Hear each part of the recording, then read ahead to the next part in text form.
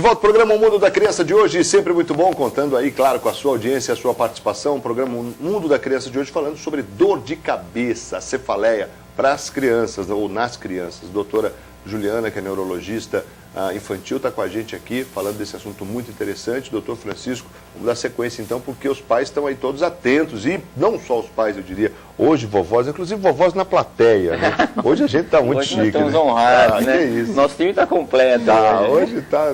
Eu ia dizer assim, exatamente isso, que as crianças, os netinhos, dão muito dor de cabeça para as avós, né? Eu acho que então, não, acho que para as avós não. Time, As né? avós resolvem, cara, a dor de cabeça dos netinhos. Não, às vezes elas ficam preocupadas, elas dizem assim, olha, nem dormi à noite por causa desse menino, deu até dor de cabeça e tal. Então, realmente, esse time nosso das avós aqui, representado pela Andréia na plateia hoje, isso está deixando o nosso time muito forte, hein, verdade. Estamos ficando, né? Hoje é nós. Mas tá ótimo. Agora, Juliana, eu sei que você tem algumas imagens para tornar claro, mas há um detalhe da dor de cabeça, e para você, telespectador que chegou agora aí, nós estamos falando sobre dor de cabeça na infância, isso que preocupa um pouquinho, às vezes, a família, dependendo das características dessa dor. Agora, tem uma dor de cabeça que a mãe sempre pergunta para nós, hoje eu queria que você falasse, assim, que hoje, assim, não tem aquele que não... Com menos de 1 ano já está apertando o botãozinho do celular. Exatamente. Com 1 ano e pouco ele já ganhou o tablet. E aí o computador ele já está mexendo com 2 anos melhor do que o pai de 40, né, Marcos? E aí tem dor de cabeça por esses aparelhos, a frequência, a intensidade com que ele brinca com isso, ou não tem dor de cabeça? Sim, hoje em dia, né, na era da modernidade, as crianças mesmo no consultório já vão com crianças pequenas, com celulares, com tablets, né? Tem-se relação, sim, pelo tempo que elas passam em frente a um computador, um esforço visual, que elas desenvolvem com isso, né? Muitas vezes contraindo músculos, né, da cabeça, da região occipital, que levam a um grau de tensão maior, e isso, consequentemente, o desenvolvimento de uma dor de cabeça, que é comum no nosso meio, principalmente a cefaleia do tipo tensional. Então, tem relação, sim, é uma queixa muito frequente no consultório.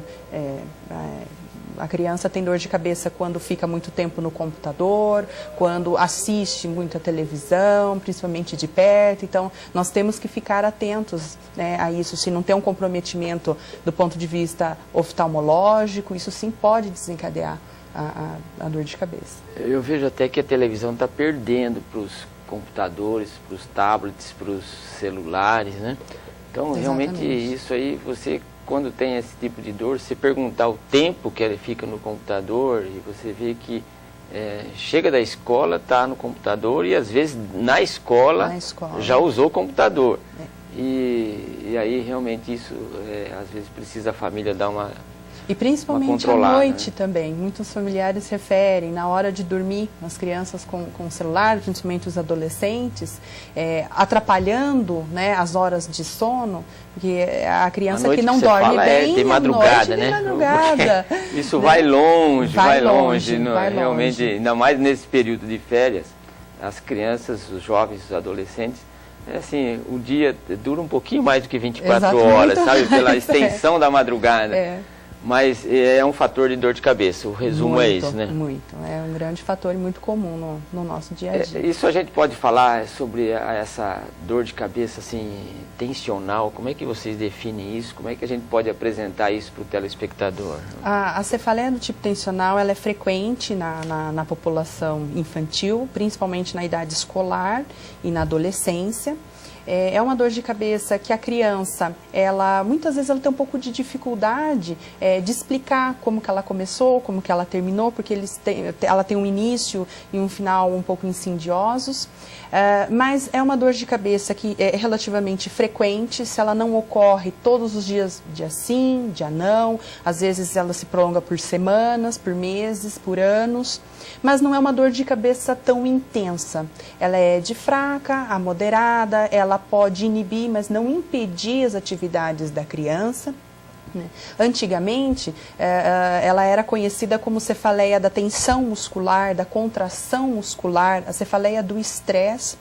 E ela geralmente não está associada, junto com a dor de cabeça, náuseas e vômitos ou intolerância à luz, ao barulho. Né?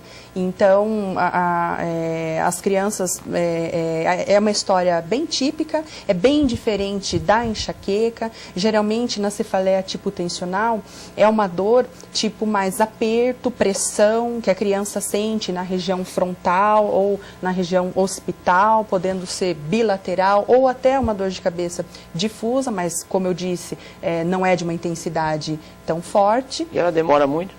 E ela pode começar com 30 minutos, ela pode sim se prolongar até 7 dias, ela pode. Mas é uma intensidade que geralmente não leva a criança a ter que tomar uma medicação para passar a dor.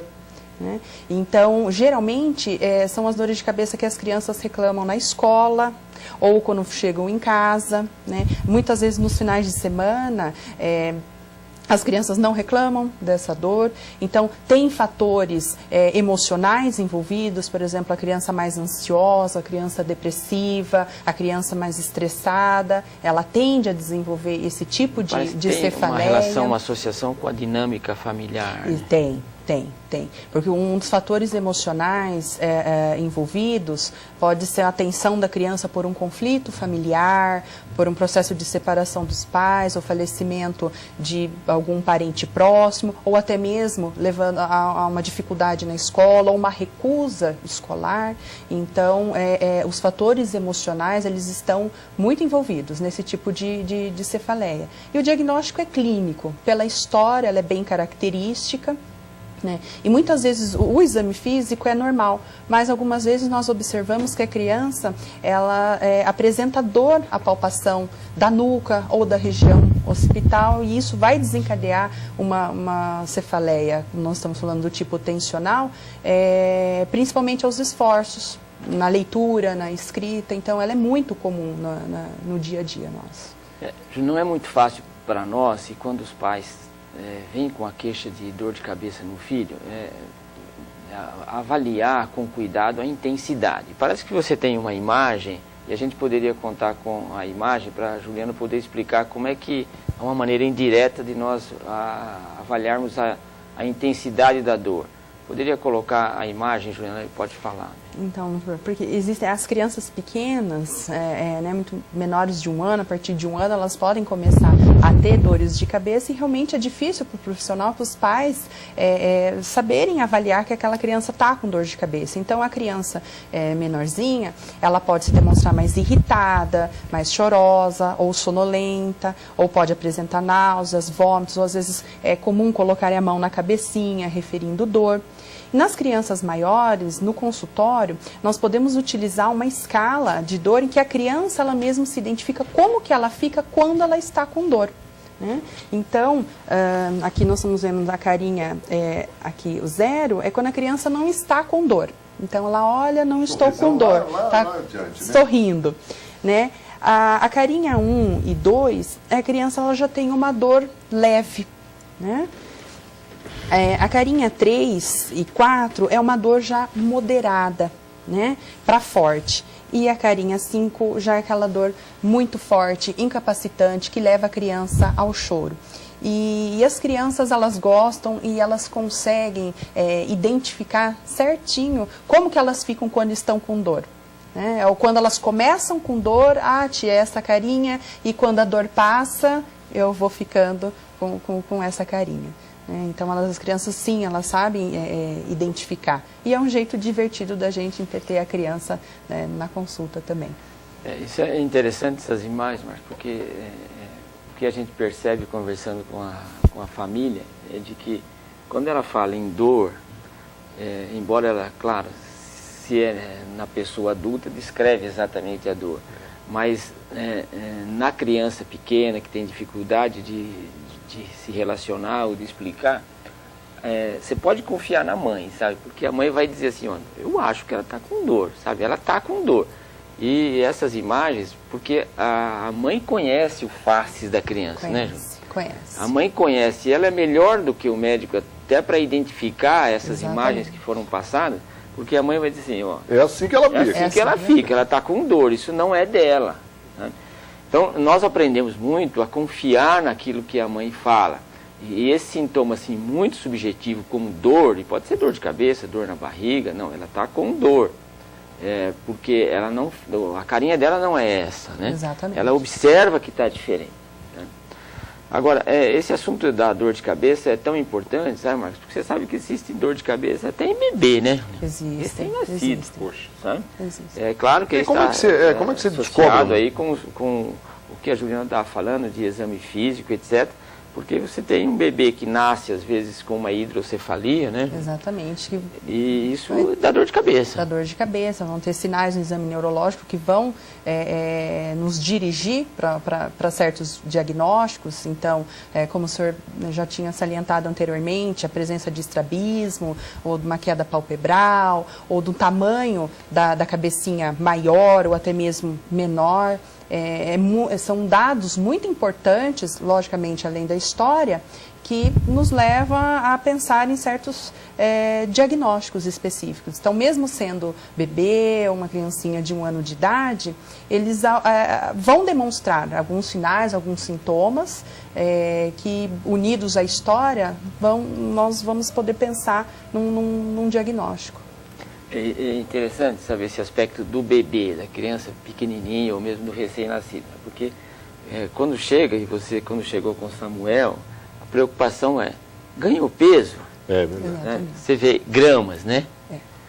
O outro assim, será que ele cresceu? Aí você olha para o pai grandão, tá? Ele vai ficar do meu tamanho, né? Ou você olha pro... Como é que chama? O Cauê? Não, o genro do Paulinho. O Leozinho. O Leozinho. Então você olha, não tem como, é o baixinho. O Leozinho. Mas as mães se preocupam, os pais se preocupam. E o crescimento, tá bom? E o peso, tá bom? E para nós, um detalhe, isso que a Juliana está falando, extremamente importante, que a gente fica assim, é o tamanho da cabeça. Tamanho da cabeça. O perímetro cefálico. Né? Minha mãe já não teve esse problema. Não, você... Eu ia na feira buscar melancia, melãozinho, traz tudo no bonezinho. Porque isso realmente, até ontem, sabe? Nós vimos uma criança assim, com um tamanho de cabeça assim, sabe aquele que... Aí eu olhei bem para a mãe, assim, falei, esse é modelo Marcos Vinícius, tá? Hipertrofia benigna. Eu falei, eu acho que está por aí, mas vamos continuar controlando, sabe? É então, o que nós falamos, né, doutor, da macrocefalia benigna, que geralmente, às vezes, a mãe vem falando, mas o meu marido tem a cabeça um pouquinho maior, né, mas pode ser familiar sim, né, mas ao mesmo tempo, na suspeita, nós temos que ir acompanhando o crescimento, né, do crânio e porventura, outros sinais que possam vir surgindo. Tanto vai ver o apelido do pai a caixa d'água. Não tem jeito. Realmente, mas para o profissional, é um pouquinho, esse perímetro cefálico, às vezes, assim, tanto para o maior, né, como para o pequenininho, né? Exatamente. E tem uma cabecinha, às vezes, pequenininha, cara, você olha assim e tal, você mede de novo, entende? Olha, tal, põe a mão na fontanela, vê se está aberto, porque tem doenças, né? Exatamente. Que levam a dor de cabeça, que a criança chora e que é porque o cérebro não cresce, né? Exatamente. Principalmente, às vezes, doenças genéticas, né? Então, por isso é importante na história também sabermos como que foi a gestação dessa mãe, né? Alguns problemas que teve antes do parto, no parto, ou na primeira infância. Então, repetindo, a dor de cabeça na criança, ela envolve inúmeros fatores que devem ser abordados na consulta, no acompanhamento da criança. Em qualquer idade. Em qualquer idade. Você quer ver uma coisa assim, nós falamos dos bebês, mas você quer ver uma coisa hoje que preocupa, Marco, e que leva a dor de cabeça, é a hipertensão arterial. É muito comum. Mas isso na criança. Exatamente. Você via, a gente imaginava que hipertensão era algo não, assim. Não, já foi, né? Em termos de adulto, do idoso, aliás, né? Então, hoje, com a mudança da alimentação, você tem a família com problemas hipertensivos, você tem colesterol alto, triglicéride alto, E aí você vai para o filho. E a primeira pergunta é essa, olha, e a família? Não, a família, o pai tem, a mãe tem, o avô teve. Já teve porque não tem mais. Já foi. Já foi. E aí você tem que começar a se preocupar, mas às vezes é dor de cabeça. Né, a história familiar ela é muito importante, contanto que na enxaqueca 70% a 90% dos pais, irmãos ou parentes próximos, eles vão ter dor de cabeça, né? E como o senhor falou da hipertensão arterial, a qualidade de vida da criança é muito importante, porque medicação vai até certo ponto, isso eu oriento muito meus pacientes. Não é só o remédio que vai fazer efeito, todos nós, crianças, adultos, precisamos ter hábitos de vida saudáveis, se alimentando corretamente, dormindo tranquilamente, né? Até porque no tratamento de uma dor de cabeça existem medicamentos que para pacientes hipertensos não podem ser utilizados. Né?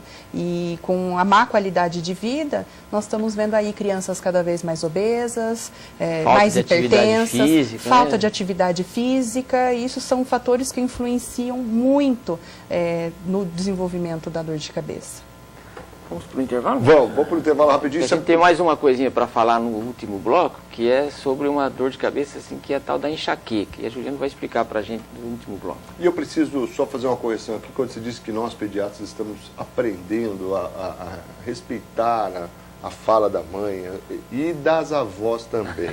Porque senão isso vai nos sair muito caro. Se a gente não... Então que fique bem claro, estamos aprendendo a ouvir muito as mães e as avós. Sem dúvida. Sempre, né? Sempre. Sempre. O intervalo, a gente volta na sequência. Não sai daí não, até já.